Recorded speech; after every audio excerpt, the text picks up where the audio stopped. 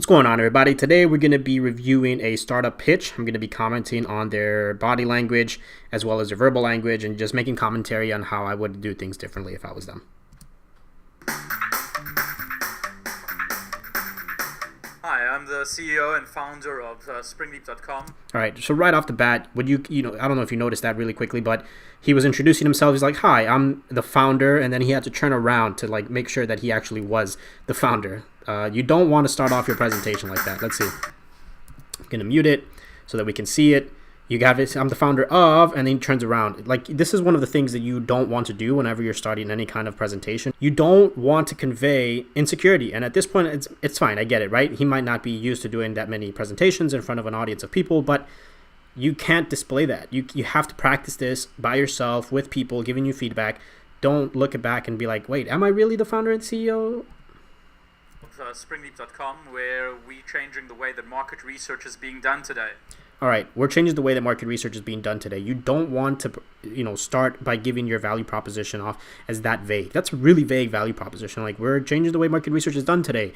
I changed the way that I usually wipe my ass. What does that mean? It doesn't really visualize anything to the audience.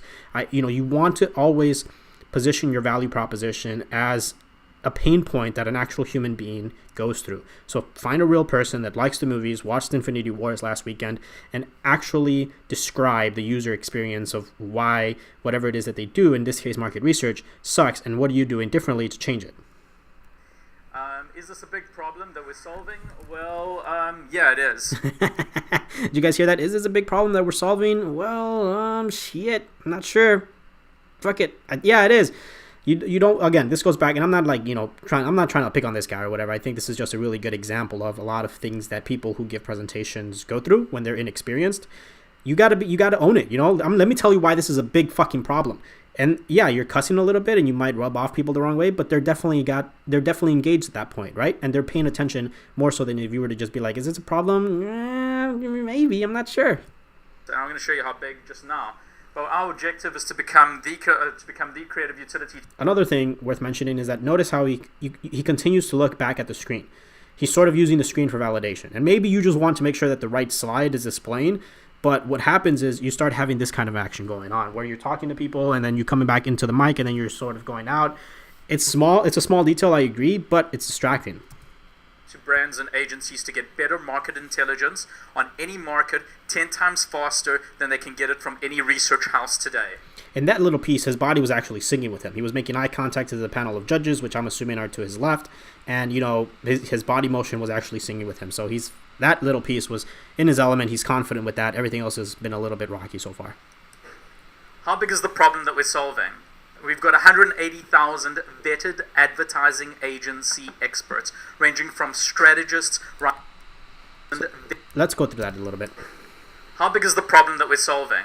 We've got 180,000. How big is the problem that we're solving? And then you say that you have 180,000 vetted advertising agency creatives. So you're sort of contradicting yourself. How big is the problem? Well, we've got 180. It appears as you're dodging the question, right? You're actually not painting how big the problem is at this point in the presentation. You're describing sort of what it is that you bring to the table. And so you got to be mindful of that. You got to make sure that you're actually following your flow. Vetted advertising agency experts, ranging from strategists right through to UX, UI experts and social media and creative from around the world, even people like the heads of social media at Ogilvy. And we're opening that up to people. Why are we doing this? This is a huge marketplace. $400 billion gets spent a year on market research, and the $580 billion per year opportunity of global advertising can't move with. All right, so this is something that I've seen on a lot of presentations that I've sat in and evaluated as well. Of course, it's a big market. Very rarely will we have an entrepreneur that goes up and says, my market's actually kind of small. Because why? That's unsexy for investors. Investors want you to be in a big market because then the upside is that much bigger, right?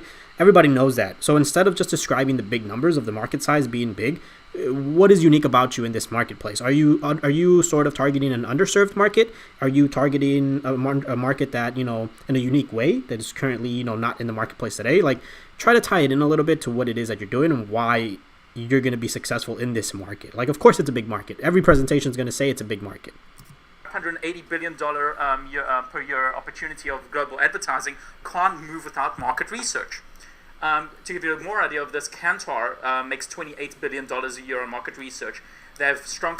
This is something that you want to be mindful of whenever you're giving a presentation. People are on their phones, people aren't really engaged. And again, this isn't to pick on the guy, but I think we can all agree that his energy has been very low. And because of those body cues that he gave at the beginning, where he's like, am I the founder of? What the fuck am I the founder of?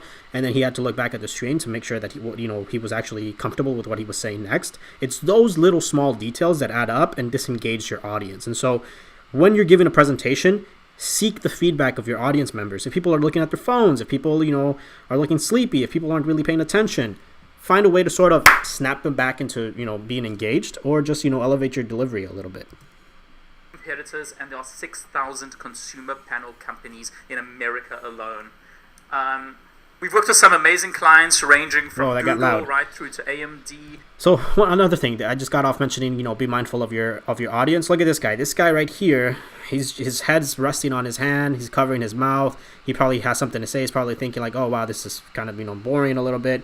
This guy just started looking over to his left. Maybe he's looking at, the food station. He's looking at what time it is, or he's looking to see, he's just distracted at this point. I'm curious to see what the Samsung, next guy goes to if they we're pan over signing him. Some of the biggest clients in the world. Sony just signed with us. Yep. Again, now every single judge on the panel, except for the fourth person, which wasn't visible right now, is supporting their head with their hand. So again, not picking on the guy at all, but you got to be mindful of these cues. And if people are starting to do like that, like what can you do to bring them back in? And we've won some great awards. We won the United Nations World Summit Award for Innovation. We won Mental Camp Global. We mentioned Fast Company. All right, so this is an interesting slide because this company actually has the luxury of having really, really big names as part of their customer base. Nobody really cares about your awards, right? Like you're in business not to win awards, you're in business to make money. And so I think this slide would have been used a lot better if instead you scratched off whatever awards you have and you tell the investors, you tell the audience, what's the average order value for these customers? Like you sold to Google, you sold to Lexus, you sold to Nokia, you sold to Volkswagen. Like what is the average order value for these customers? Have they purchased an order from you again? What's sort of like, the average orders that get purchased after that first initial sale that you make, and what are your profit margins on that? What's the sales cycle look like? Because again, I don't know. As an investor, they probably don't care about, oh, MentorCap, you won that award, you won the InfoWorld 100. Maybe they've never even heard of these awards. So what does it really matter? And you're in the business of making money. You're in the business of solving problems. You're in the business of winning over clients. So paint the picture on how you're actually doing that, especially since you have some pretty big names to boast. It's the most innovative companies in the world. And what we really want to be able to do is, first of all, give people access to discover markets, but also to be able to do a very advanced form of copy testing. That any type of advert that's going to be run on Google, on Facebook, any app that you're about to launch, any site or any media, will be able to be tested with 10 times the velocity of what you're able to test right now and get better market intelligence. Sorry about the fan. This is my first video. It's kind of a bootleg rig right now. I got an external mic. But anyway, what I wanted to mention right now is his body's singing with him. He's still looking back at the screen a little bit more, but he's finally mastered that he has to keep the microphone in front of his mouth to be heard properly. And his body language is just singing with him. This is his element. He's actually the operational master of this whole endeavor right now, right? You want to not have the operational master pitch your investors unless she is also great at storytelling. Because right now, you're telling investors and you're telling the audience what you do. You're not telling them why you do it. You're not telling them really, you're not emotionally grabbing them. You're just being very tactical and technical in terms of like, oh, we do X, Y, or Z. We do X by doing Y for Z. And that's fine, but you're not even pulling at anyone's emotional strings. And that's always much more influential in winning people over than, just laying out the mechanics of what it is that you do. I think one way to do this a little bit better would be to actually walk us through a user experience, walk us through the actual journey of someone doing market research and what's the current state. You said that there's various different types of research houses. How are you any different? And then, that probably would have been able to help the audience visualize what it is that's unique about you or how it is that you're tackling the problem differently. How do we do this? What is our vision for the future? Our vision for the future is not just to sell the reports that we do and give you access to this intelligence. We also want to open up a human API. So it's not just the reports, but you want to open up a human API. Again, this slide is just difficult to understand. It's like, okay, enable, and you never want to have a slide that's this busy because you're competing against yourself. You compete. I don't know as an audience member if I should listen to you or if I should read what's on the slide, and it's difficult for me to sort of have these conflicting things, and I'm gonna try to do both, and I'm gonna half-ass both of them. And essentially allow everybody to access these 180,000 advertising agency executives. So what will happen is essentially we're constantly ranking and rating every single one of our workers on every task. And when Kantar and Salesforce... Similar to what I said, okay, you're going to have a human API. It's really just, you have an audience of experts, and people are going to be able to have access to them, rate them. All these kind of people want to develop expert panels, expert communities. They can have them on tap immediately, and all the data flows back to them from the usage, from us to the usage, but they can have experts in any market immediately. What people are doing with it, they're doing everything from checking their create. Just something to mention about the slide, because I see it happen a lot, and especially in startup pitches. You're cutting half the slide, and you're underutilizing all of this space over here. So what's happening here is that you're underutilizing half of your slide. You never want to underutilize your slide, especially when it's supposed to sort of support what it is that you're talking about. And again, my previous comment applies. You're fighting against yourself, and you're telling your audience members, read this, but also listen to me, and it's very difficult to do both things at the same time. Before they're launching, checking their social media before they even do their optimizing strategies, and we're seeing returns of investment of somewhere between 25% and sometimes Let's fast forward a little bit, see what else he's got to say. Launch a massive campaign. They were going to launch a campaign that was successful in South Africa and 4 different African countries, and what they didn't realize was if they had launched it in Nigeria, they would have lost all their money. Okay, now notice how compared to the previous pause that I did where people were looking at their phones, this shot has people actually engaged, and it could be, except for this person, fair, but it could be that it could just be a coincidence or anything. But notice how he's also talking about the actual user experience. He's talking about a real life case scenario of how they can their platform can be used and leveraged. That's what you want to be doing. That's what you want to do, because then people get engaged and interested on like, oh, this is how you actually are going to use your service. Optimizing your campaign online would have never told you that people in this country don't believe in the concept of shared success that underpin the entire campaign. It's not about 25% or 30% ROI increase. It's about total loss of all your money because you've burnt your brand equity because you don't understand what's happening culturally and on the ground. That's something would have been a lot better. Like, we're going to help you understand culturally what's happening on the ground so that you don't make the same mistake as this company that did this ad and didn't understand this cultural nuance and ended up losing not just this on the campaign itself, but also brand reputation. That's a much powerful value proposition than we're going to change the way market research is done. And currently we're selling a task, every single task is approximately somewhere between 4. All right, he's nothing new so far to talk about. Let me fast forward and see if there's anything else.